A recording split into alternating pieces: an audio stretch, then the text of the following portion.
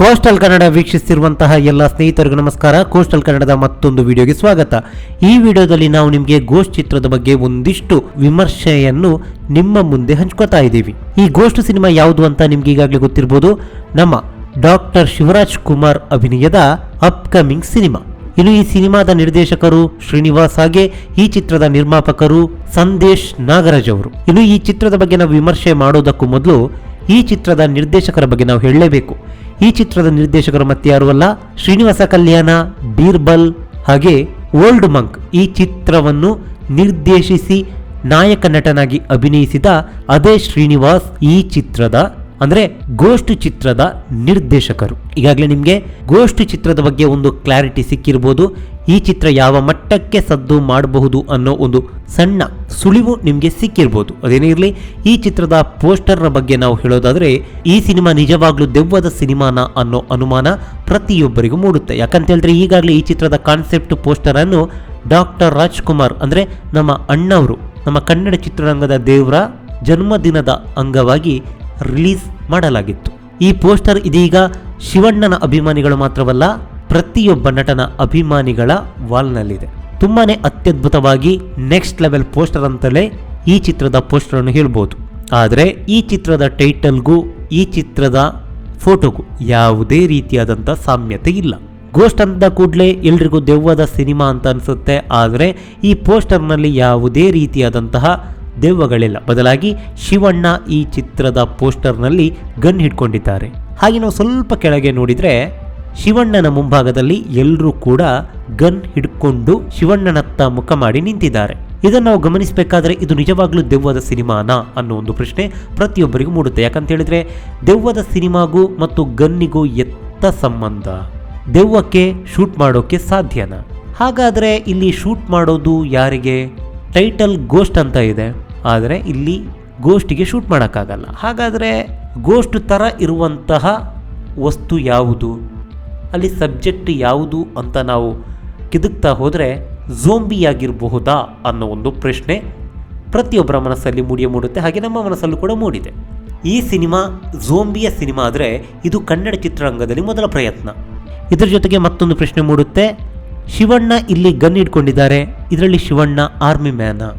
ಯಾಕಂತ ಹೇಳಿದ್ರೆ ಶಿವಣ್ಣನ ಮುಂಭಾಗದಲ್ಲಿ ಗನ್ ಇಟ್ಕೊಂಡು ನಿಂತವರ ಒಂದು ವೇಷಭೂಷಣವನ್ನು ನೋಡ್ತಾ ಇದ್ರೆ ಅವರು ಆರ್ಮಿಯವರಂತೆ ಕಾಣ್ತಾರೆ. ಹೀಗಾಗಿ ಶಿವಣ್ಣ ಕೂಡ ಇಲ್ಲಿ ಆರ್ಮಿಯವರು ಆಗಿರುವಂತಹ ಸಾಧ್ಯತೆ ಇದೆಯಾ? ಅಥವಾ ಸಾಧ್ಯತೆ ಇಲ್ಲ ಅಂತ ಆದರೆ ಶಿವಣ್ಣ ಇಲ್ಲಿ ಝೋಂಬಿಯನ್ನು ಹೊಡೆದುರುಳಿಸುವಂತಹ ಪಾತ್ರದಲ್ಲಿ ಮಿಂಚಿದ್ದಾರಾ ಅನ್ನೋ ಮತ್ತೊಂದು ಪ್ರಶ್ನೆ ಇಲ್ಲಿ ಪ್ರತಿಯೊಬ್ಬರಿಗೂ ಕಾಡುತ್ತೆ. ಹಾಗೆ ಈ ಶಿವಣ್ಣನಿಗೆ ಸಾಥ್ ಕೊಡಲೆಂದೇ ಈ ಆರ್ಮಿ ಬರುತ್ತಾ? ಹೀಗೆ ಮತ್ತೊಂದು ಪ್ರಶ್ನೆ.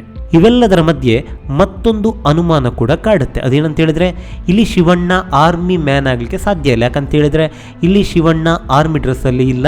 ಹೀಗಾಗಿ ಝೋಂಬಿಗಳ ಕಾದಾಟದ ನಡುವೆ ಆರ್ಮಿ ಶಿವಣ್ಣನ ಜೊತೆ ಕೈ ಜೋಡಿಸುವಂತಹ ಕಥಾಹಂದರವನ್ನು ಈ ಸಿನಿಮಾ ಹೊಂದಿದೆಯಾ ಅನ್ನೋ ಅನುಮಾನ ಕೂಡ ಬಹುದೊಡ್ಡದಾಗಿ ಚರ್ಚೆಯಾಗ್ತಾ ಇದೆ. ಹೀಗಾಗಿ ಗೋಸ್ಟ್ ಅನ್ನೋ ಈ ಟೈಟಲ್ ಉಳ್ಳಂತಹ ಈ ಸಿನಿಮಾ ನಿಜವಾಗ್ಲೂ ಇದು ದೆವ್ವದ ಸಿನಿಮಾನ ಅಥವಾ ಝೋಂಬಿಗಳ ಸಿನಿಮಾನ ಅನ್ನೋ ಒಂದು ಸಣ್ಣದಾದಂತಹ ಅನುಮಾನ, ಕ್ಯೂರಿಯಾಸಿಟಿ ಇದೀಗ ಪ್ರತಿಯೊಬ್ಬ ಅಭಿಮಾನಿಗಳ ಮನದಲ್ಲಿ ಹೆಚ್ಚಾಗ್ತಾ ಇದೆ.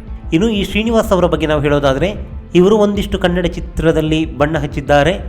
ಇದಾದ ಬಳಿಕ ಅವರೊಂದು ಸಿನಿಮಾವನ್ನು ನಿರ್ದೇಶನ ಮಾಡ್ತಾರೆ. ಅದು ಮತ್ಯಾವುದೂ ಅಲ್ಲ, ನಮ್ಮ ಕನ್ನಡ ಚಿತ್ರರಂಗದ ಸೂಪರ್ ಸ್ಟಾರ್ ಡೈರೆಕ್ಟರ್ ಆಗಿರುವಂತಹ ಉಪೇಂದ್ರ ಅವರ ಸಿನಿಮಾ ಟೋಪಿವಾಲ. ಈ ಚಿತ್ರದ ನಿರ್ದೇಶಕರೇ ಶ್ರೀನಿವಾಸ್ ಅವರು. ಇದಾದ ಬಳಿಕ ಶ್ರೀನಿವಾಸ್ ಅವರು ಶ್ರೀನಿವಾಸ ಕಲ್ಯಾಣ, ಬೀರ್ಬಲ್ ಹಾಗೆ ಓಲ್ಡ್ ಮಂಕ್ ಚಿತ್ರದಲ್ಲಿ ನಾಯಕ ನಟನಾಗಿ ಬಣ್ಣ ಹತ್ತಾರೆ. ಹಾಗೆ ಇವರೇ ಈ ಚಿತ್ರದ ನಿರ್ದೇಶಕರು.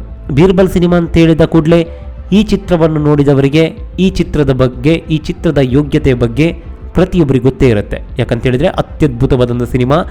ಕ್ಯೂರಿಯಾಸಿಟಿಯನ್ನು ಹುಟ್ಟಿಸೋದ್ರಲ್ಲಿ ಶ್ರೀನಿವಾಸ್ ಅವರು ನಿಸ್ಸೀಮರು. ಇವರ ಪ್ರತಿ ಕಥೆಯನ್ನು ನೋಡಿದರೆ ಇವರಿಗೆ ಈ ಕಥೆಯ ಜೀವಾಳ, ಈ ಕಥೆಯೇ ಇವರಿಗೆ ನಾಯಕ. ಸುಮ್ಮನೆ ಯಾವುದೇ ರೀತಿಯಾದಂಥ ಬಿಲ್ಡಪ್ ಇವರ ಚಿತ್ರದಲ್ಲಿ ಇರಲ್ಲ. ಹೀಗಾಗಿ ಈ ಗೋಸ್ಟ್ ಅನ್ನೋ ಸಿನಿಮಾದಲ್ಲೂ ಕೂಡ ಕಥೆಯೇ ನಾಯಕ ಅಂತ ಅನಿಸುತ್ತೆ. ನಮ್ಮ ಶಿವಣ್ಣನಿಗೂ ಕೂಡ ಬೇಕಾಗಿರೋದು ಅಂಥದ್ದೇ.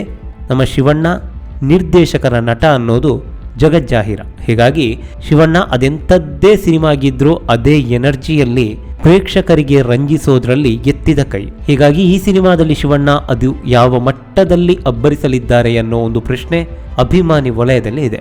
ಅದೇನೇ ಇರಲಿ, ಒಂದು ಆ್ಯಂಗಲ್ನಲ್ಲಿ ಶ್ರೀನಿವಾಸ್ ಅವರ ಹಳೆಯ ಸಿನಿಮಾ, ಮತ್ತೊಂದು ಆಯಾಮದಲ್ಲಿ ಈ ಚಿತ್ರದ ಪೋಸ್ಟರ್, ಹಾಗೆ ಮತ್ತೊಂದು ಆಯಾಮದಲ್ಲಿ ಶಿವಣ್ಣನ ಡೆಡಿಕೇಶನ್ ಆಗಿರ್ಬೋದು, ಶಿವಣ್ಣನ ಎನರ್ಜಿ ಆಗಿರ್ಬೋದು, ಇವೆಲ್ಲವನ್ನು ಈ ಮೂರು ವಿಚಾರವನ್ನು ಒಂದೇ ತಕ್ಕಡಿಯಲ್ಲಿ ಹಾಕಿ ತೂಗಿದ್ರೆ ಈ ಗೋಸ್ಟ್ ಅನ್ನೋ ಸಿನಿಮಾ ಯಾವ ಮಟ್ಟದಲ್ಲಿ ಅಬ್ಬರಿಸ್ಬೋದು, ಯಾವ ಮಟ್ಟದಲ್ಲಿ ಇರ್ಬೋದು ಅಂತ ನೀವೇ ಒಮ್ಮೆ ಊಹಿಸಿಕೊಳ್ಳಿ.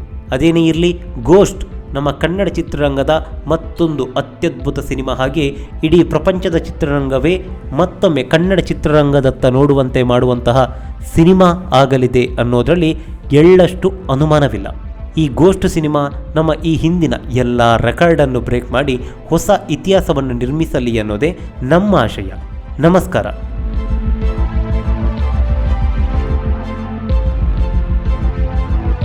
ಈ ಮಾಹಿತಿ ನಿಮಗೆ ಇಷ್ಟವಾಗಿದ್ದರೆ ಲೈಕ್ ಮಾಡಿ, ಶೇರ್ ಮಾಡಿ, ಹಾಗೆ ನಮ್ಮ ಕೋಸ್ಟಲ್ ಕನ್ನಡ ಯೂಟ್ಯೂಬ್ ಚಾನಲ್ಗೆ ಸಬ್ಸ್ಕ್ರೈಬ್ ಮಾಡಿ. ನಮ್ಮ ಹೆಚ್ಚಿನ ಅಪ್ಡೇಟ್ಸ್ಗಳಿಗಾಗಿ ಕೋಸ್ಟಲ್ ನೆಟ್ವರ್ಕ್ ಇನ್ಸ್ಟಾಗ್ರಾಮ್ ಪೇಜ್ ಹಾಗೆ ಫೇಸ್ಬುಕ್ ಪೇಜ್ಗೆ ವಿಸಿಟ್ ಮಾಡಿ. ಧನ್ಯವಾದಗಳು.